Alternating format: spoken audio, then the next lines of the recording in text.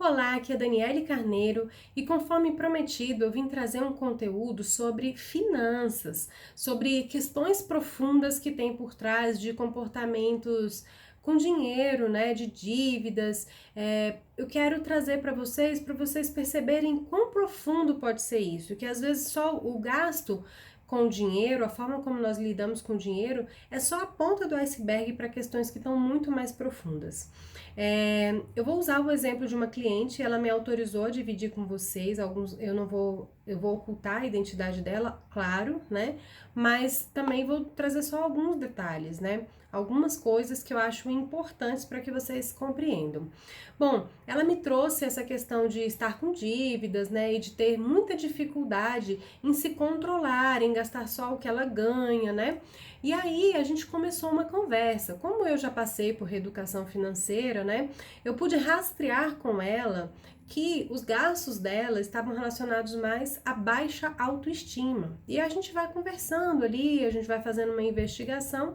E ela me contou que quando ela era criança, né, ela sempre se achava a inteligente e a outra irmã dela era a bonita. Então, sempre tinham comentários a respeito disso, que partiam inclusive da irmã dela, que falava que ela era bonita, que criticava a aparência dela, né? E isso, quando ela foi me falando, eu pude sentir ali, né, com a minha sensibilidade, que havia uma dor ali. Então, nós fizemos uma volta ao passado e lá é uma regressão que eu faço no atendimento individual, né? E ela pôde entrar em contato com uma cena da infância dela, onde ela tinha duas vizinhas, né? E essas vizinhas, elas eram muito pobres, mas elas chegaram a se tornar médicas, né? E elas eram amigas, elas passavam muito tempo juntas e ela disse que se sentia muito inferior a essas amigas dela, que essas duas eram irmãs, e ela se sentia muito inferior. E muitas vezes essas amigas humilharam ela por alguns fatores, né? Então, quando nós fomos para essa cena, né? Porque muitas vezes o adulto se lembra de alguma coisa, mas está desensibilizado ali em relação à dor. Quando a gente vai lá na cena, a gente volta mesmo ao passado, ela também entra em contato com a dor que a criança está sentindo ali naquele momento, ou seja, a dor que ela sentiu naquele momento. E ali nós pudemos entrar em contato com uma grande dor de inferioridade e de humilhação.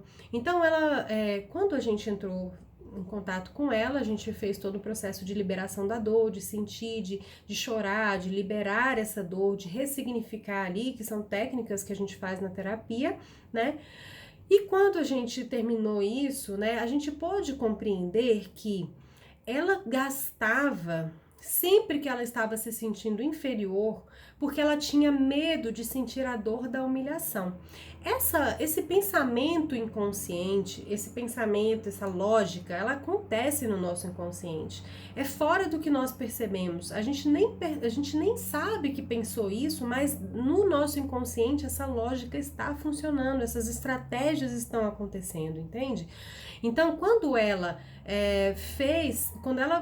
tinha esses gastos compulsivos com roupa, era por conta dessas ameaças, ameaça de sentir a dor da humilhação, que ela nem sabia que tinha, entende? Então, a partir do momento que nós liberamos essa dor, ela se sentiu extremamente leve, extremamente livre. Ela disse que tinha um sonho que ela tinha repetidamente há mais de 28 anos, se eu não me engano, com essas amigas, e ela não entendia por quê, e ela de repente entendeu tudo a respeito desse padrão, né?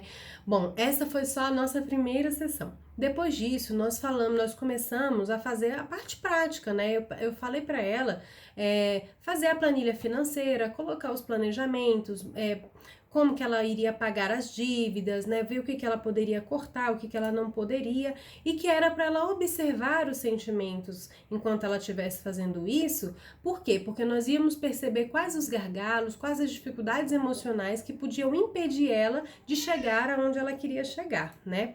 E aí, numa segunda sessão, né, nós podemos investigar outro aspecto que é muito comum quando se trata de dívidas, né?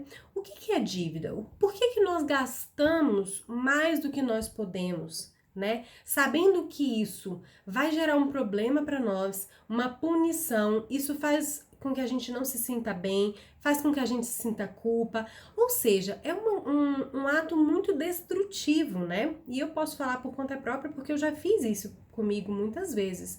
Quando a gente faz isso sem pensar no como nós vamos nos sentir, o quanto isso é prejudicial pra gente, nós estamos nos desamparando. E da onde que vem isso? Isso muitas vezes vem do pai, tá? Pode vir da mãe também, essa dor de desamparo, mas essa questão de dívidas eu tenho notado uma tendência de vir do pai, porque o pai é a representação dos limites, né? É o pai que tem que representa simbolicamente, né? A firmeza, a autoridade, o limite, embora a mãe também seja autoridade, mas é um papel que compete ao pai, né? E aí, o que acontece muitas vezes? Quando a gente vive na infância e, por ignorância, nossos pais fazem alguma coisa que nos machuca, né?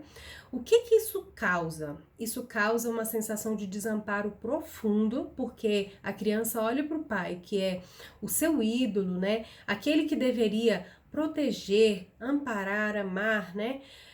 E ele está machucando. Então, isso ali cria uma cisão muito profunda, uma cisão de desamparo, uma dor de desamparo e também naquele momento quebra-se a confiança em relação ao pai. Só que quando a criança faz isso, ela ainda tem uma ligação muito forte com o pai. Então, quando ela faz isso, ela está também quebrando a confiança nela. Porque quando o pai, quando a gente está vivendo ali a nossa infância, a gente vai aprendendo com o pai e com a mãe como a gente deve se tratar, entende? Então, o nosso autorrelacionamento vai sendo coletado a partir do que os pais fazem com a gente. Então, se eu tenho um pai que me desampara e que me machuca, então logo eu aprendo a fazer a mesma coisa comigo.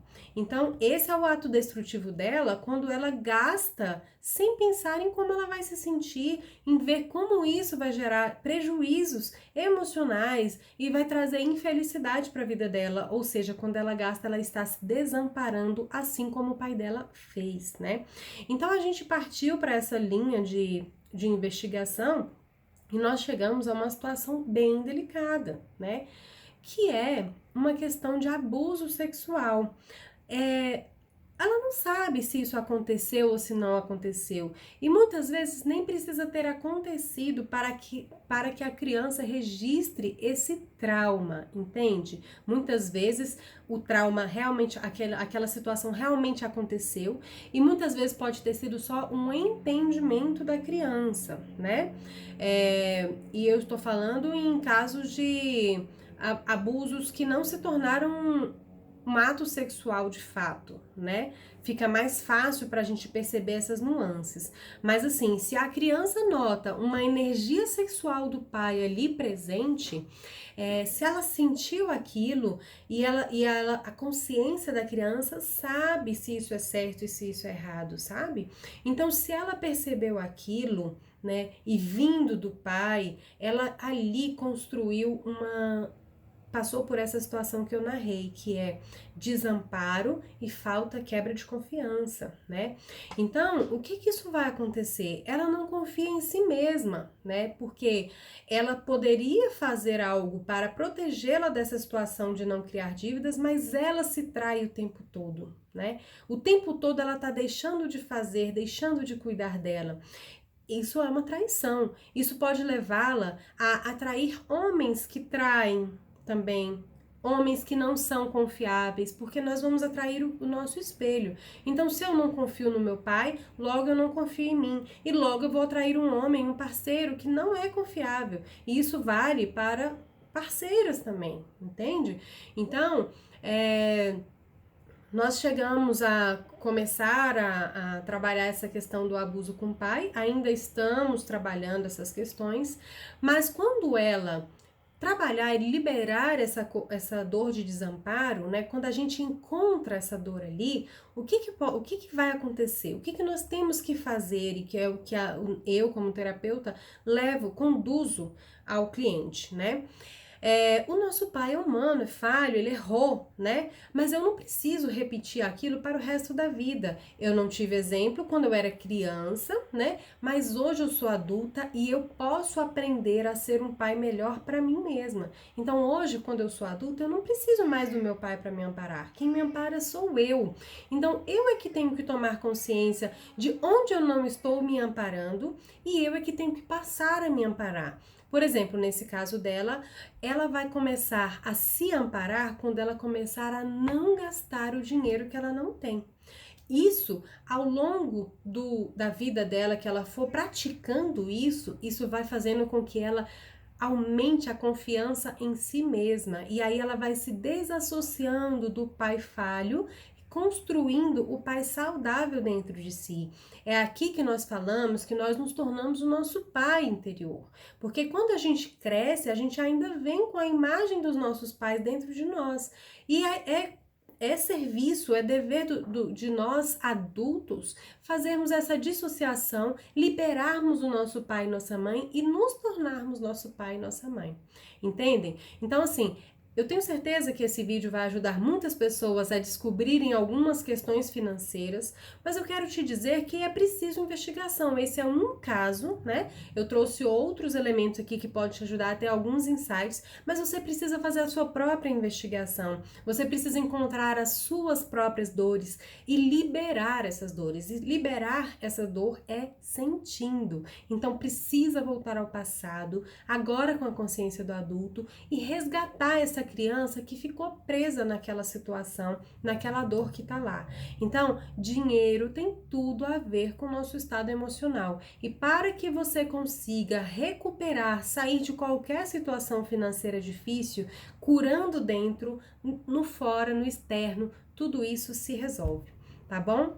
Um grande beijo, espero ter ajudado todos vocês e caso você tenha tido algum insight, comenta aqui pra mim que eu vou adorar saber. E compartilhe esse vídeo para que chegue a mais pessoas e possa ajudar mais pessoas a curarem esses aspectos dentro de si, tá bem? Um grande beijo!